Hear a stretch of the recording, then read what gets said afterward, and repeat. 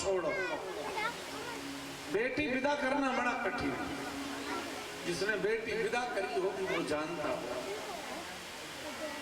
जानकी की जब विदा हुई, जनक की विदा से पहले ही उठकर सुनैना समझा रही हैं जानकी को। जनक की दूसरे भवन में चले गए और जनक जैसा विद्वान व्यक्ति, ऐसा धैर्य धारण करने वाला राजा जमीन पर लेट गया। कोई कहे चित्त लेटे, ना महाराज, संत कहते हैं कि पट्ट लेट गए।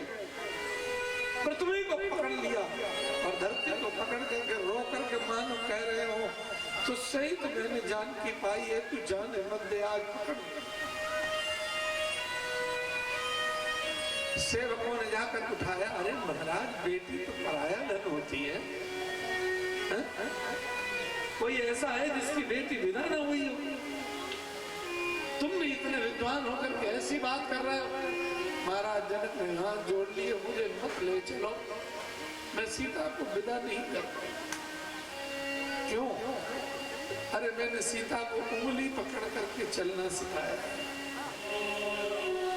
मैं अपनी बेटी को किसी के साथ विदा कर दूं, उसके जीवन में कोई कष्ट आवे मैं देख नहीं सकता। बहुत समझा रहे हैं। आपने देखा होगा बेटी विदा होती है और जिसका बाप न हो, जिस बेटी का और वो विदा हो, उस समय जाने कितने लोगों की आंखों में आंसू होते। कोई पर्दा पकड़ कर रोता है तो कोई महाराज किवाड़ पकड़ कर रोता है, कोई दीवार पकड़ कर रोता है, कोई गमछे में मुंह छुपा कर रोता है। बेटी धन होता ही ऐसा। और रोते रोते भी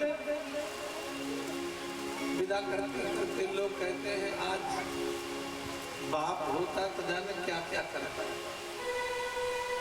क्योंकि एक बाप अपनी औकात से ज्यादा कीमत देता है बेटी के लिए।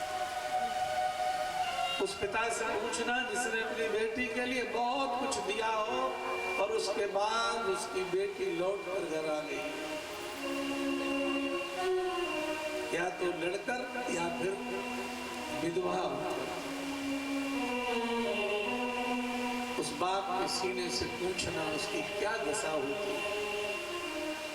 मैं कहता हूं बेटी जब विदा हो रही हो, लोग कहते हैं बाप पूरी विदाई हो गई, जाने कितने रिश्तेदार कह देते हैं अरे पिताजी नहीं हम तो हैं, लेकिन तुम हो, बाप बाप होता है। जैसे ही बाहर डोली में बैठी किसी ने कहा पिताजी का आशीर्वाद नहीं दिलवाया, धीरे से किसी ने कान में कहा बाप है नहीं। अरे बोले फोटो तो लगा है। और जब वो बेटी उतर कर लौट कर उस मरे हुए बाप के फोटो के सामने खड़ी हुई, जहां मरे हुए बाप का फोटो लगा था, दोनों हाथ जोड़कर जब खड़ी हुई और हाथ जोड़कर बोली बाबू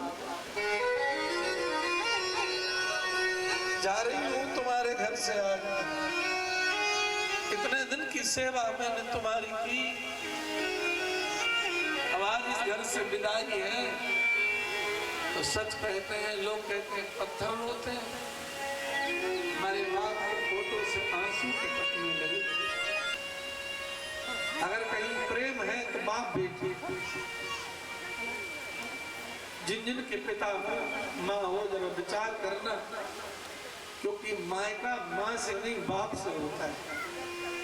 बाप जब तक जीवित रहता है मायका होता है। बेटी ऐसे सिर उठाकर जाती है अपने मायके, मेरे बाप का घर। और जिस दिन मेरे माई बाप नहीं रहता, जब पहली बार बाप के न रहने पर बेटी अपने मायके जाती है, जो भी गए होंगे हर चीज छूने में डर लगता है। अब मेरे पापा नहीं है तो कि अब मेरे बाप का घर नहीं है, भाई का घर है, छूने में डर लगता है। वो होता है बाप। बेटी अगर किसी से सबसे ज्यादा लिपट कर रोती है तो अपने पिता से। कितने आशीर्वाद देकर के बाप भेजता है, गंगा में जल रहे, यमुना में जल रहे, तब तक तुम सुहागिन बनी रहो। और भाग्यवश अगर वो विधवा हो गई क्योंकि सबसे ज्यादा प्रतीक्षा करने वाला बाप होता है। बेटी आवे तो नगर के बाहर खड़ा देखे, बेटी जाए तो वहां तक देखे बुढ़ापे में जहां तक दिखाई दे। अगर अपना दुख दर्द अगर पिता किसी से कहता है तो बेटी से, कोई शिकायत करता है तो अपनी बेटी से करता है, माँ की शिकायत हो, भाई की शिकायत। बेटी जब घर आती है तो शिकायत करने बैठता है, बेटा तुम्हारे भाई ऐसा करते, तुम्हारी माँ ऐसे बोलती है हमें। क्योंकि बेटी ही सब कुछ होती है बाप का। जिनके चार चार बेटे हों और बाप काम करके आवे, दरवाजा खटखटावे तो सबसे पहले दौड़कर बेटी जाती है। भोजन बने तो सबसे पहले पिता को भोजन लेकर बेटी जाती है। तो बाप उस प्रेम को भूल नहीं सकता। कंधे पर रखकर रोते रोते लिपट कर रोई और इतनी जोर से रोई, बाप रो बड़ा बेटा क्यों इतनी जोर से रो रही है? तो एक बेटी ने अद्भुत बात कही, पापा आज मैं तुम्हारे घर से जा रही हूँ, एक काम करना, तुम आज से माँ से झगड़ा नहीं करना। इतना सुन करके बाप की आंसुओं की धार बह गई। तू ऐसा क्यों बोलती है? बोले जब तुम माँ से झगड़ा करते हो ना तो भोजन नहीं करते, बगैर खाना खाए बाहर बैठे रहते हो। अभी तो मैं हूं, मैं तुम्हें कसम दे देती हूँ, डांट देती हूँ, और जिस दिन मैं नहीं होंगी तो तुम्हें भोजन कौन करे? तुम्हें अंदर लेकर कौन जाएगा घर में? माँ अंदर बैठी रहेगी, तुम बाहर बैठे।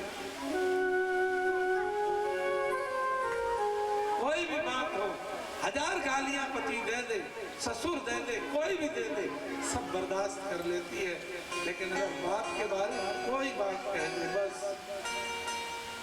भाई बाप, बेटी अपने बाप की बुराई बर्दाश्त नहीं कर सकती, लड़ जाएगी। मेरे पापा की देह से नहीं हो सकती।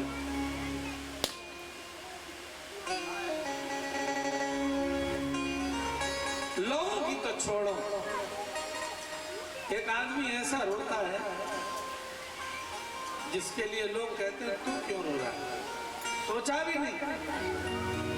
जिसे भैया कहते हैं, जो जब तक विदा ना हो तब तक लड़ता है, और जिस दिन विदा हो तो गाड़ी के सामने खड़ा हो पूरी तरह बिलखता है। किसी ने कहा अरे पगले तू आज क्यों रो रहा है? तो बस एक ही आवाज निकलती है कि अब लड़ने वाला कोई रहा नहीं, सारी गलतियां मेरी होती थी। जनकपुर की दशा देखो, लोगों की हालत तो है ही, पक्षियों की हालत देखो।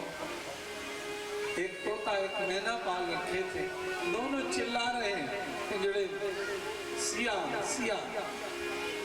तोता मैना पुकार सिया, ओ सिया, तोता मैना पुकार सिया, ओ सिया।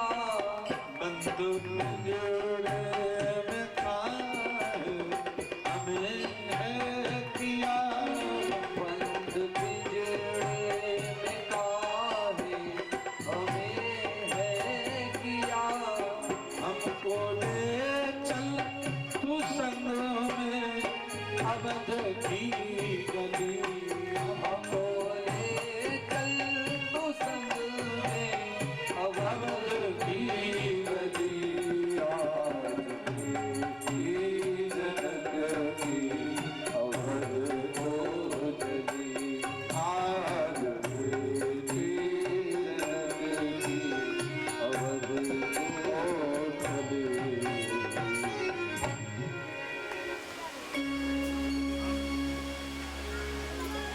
जानकी जी की विदा एक नहीं चार चार विदा करी, और जिस बाप ने चार विदा करी हो, डोली में बिठाते जाते और हाथ जोड़कर खड़े हो जाते। उस समय वो पिता कितना लाचार सा दिखाई देता है जब सब बारातियों के आगे हाथ जोड़कर कहता है भैया कोई सेवा में कमी रह गई हो।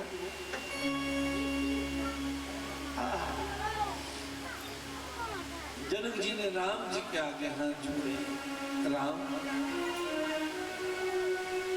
हम तुम्हें जानते हैं, सीता अभी छोटी है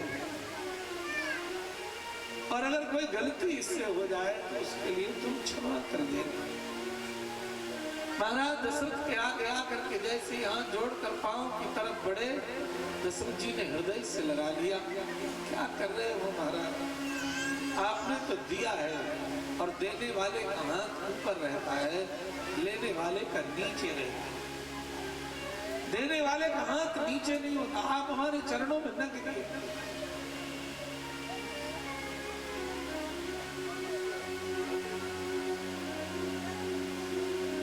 चार बेटियों की विदाई करके जैसे सन्नाटा सा छा गया हो जनकपुर में, और अगर आनंद कहीं है तो अयोध्या में। बोलिए अवध धाम की, ले चल अपनी नागरिया, पर अवध बिहारी सावरिया।